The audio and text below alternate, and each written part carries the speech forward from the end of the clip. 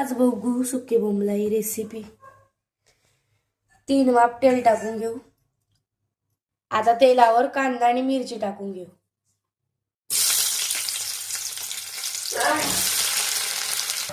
आता मसाला टाकू। आता हळद टाकून घेऊ। नंतर चवीपुरतं मीठ। आता आपण ह्यामध्ये कापलेला बटाटा, बोंबील आणि मुळं टाकून घेऊ।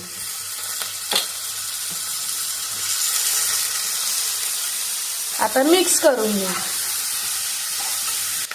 आता ही बटाटे आणि मुळं शिजवायचे आपण यामध्ये पाणी टाकून घेऊ। या बोंबला कांद्यामध्ये आपण 2 अंडी टाकून घेऊ वाफवायसाठी। आता शिजच ठेवू आपण। शिजलाय। आता आपण चिंच घालून घेऊ।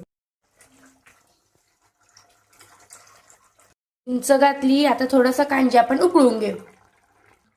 आता आपण यामध्ये गरम मसाला घालून घेऊ। आता वरून कोथिंबीर घालून घेऊ आणि आपला कांजी रेडी आहे। आवडला असेल तर लाईक, शेअर, सबस्क्राईब नक्की करा। धन्यवाद।